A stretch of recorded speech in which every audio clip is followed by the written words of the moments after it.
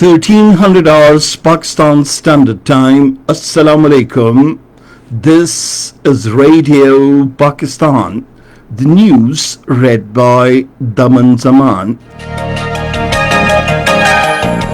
The headlines. International Labour Day is being observed in the country today with a renewed pledge to acknowledge and promote the dignity of labourers. 24 new deaths and 990 coronavirus cases have been reported in the country during the last 24 hours. The United Nations Secretary General has reinforced calls for debt moratorium to help the developing countries combat coronavirus pandemic. The United Nations has hailed the services of Pakistani peacekeepers in Congo. And now the news in detail. International Labour Day is being observed today with a renewed pledge to acknowledge and promote the dignity of labourers. On this day in 1886 in the United States of America, people decided to go on a strike to demand maximum work duration of 8 hours per day. This strike was followed by a bomb blast in Chicago's Haymarket Square on 4th of May 1886 that led to the death of many and hundreds were injured as well. The President Dr. Arif Alvi and Prime Minister Imran Khan in the separate messages on the occasion of the International Labour Day have reaffirmed the government's commitment to effectively protect the rights and welfare of the workers. In his message, the President paid rich tributes to the valiant and heroic struggle of the workers for their fundamental rights. In his message, Prime Minister Imran Khan expressed his government's commitment to improve working and living conditions of the workers and to supplement their welfare by providing better housing, education facilities, and health cover for them and their families. The number of confirmed coronavirus cases in the country has soared to 16,817. According to the National Command and Operations Centre, these include 6,340 cases in the Punjab, 6,053 in Sindh, 2,627 in Khyber Pakhtunkhwa, 1,049 in Balochistan, 339 in Gilgit-Baltistan, 343 in the Islamabad Capital Territory area, and 66 in Azad Kashmir. 4,315 patients have so far recovered, while the death toll from the virus stands at 385. 24 new deaths and 990 new cases have been reported during the last 24 hours.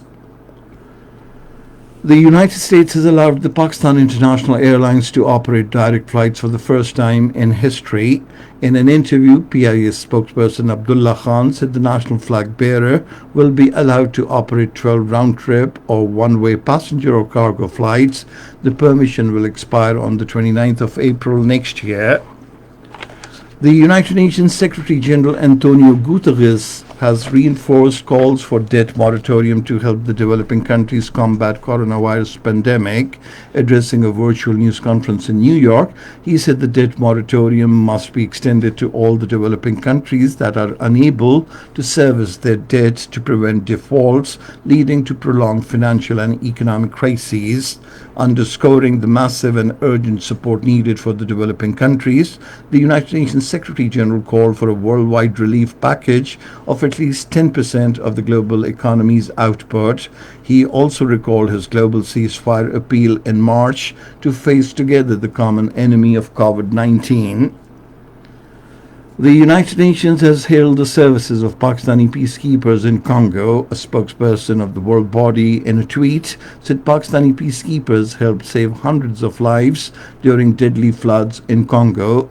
The spokesperson said Pakistan is amongst the top contributors to the United Nations peacekeeping missions around the world.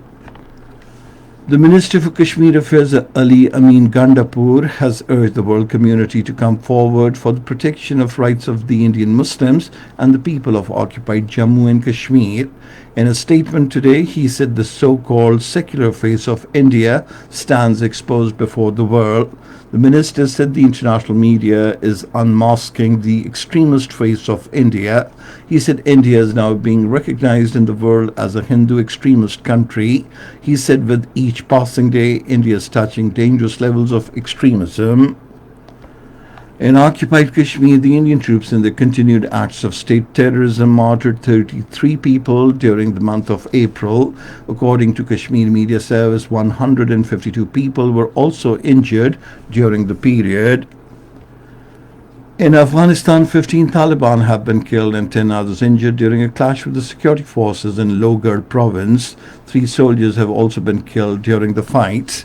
And that is the end of this news bulletin. For more news and analyses, log on to our website, radio.gov.pk, and you can also watch the live video streaming of our bulletins on the link facebook.com/Radio Pakistan News Official.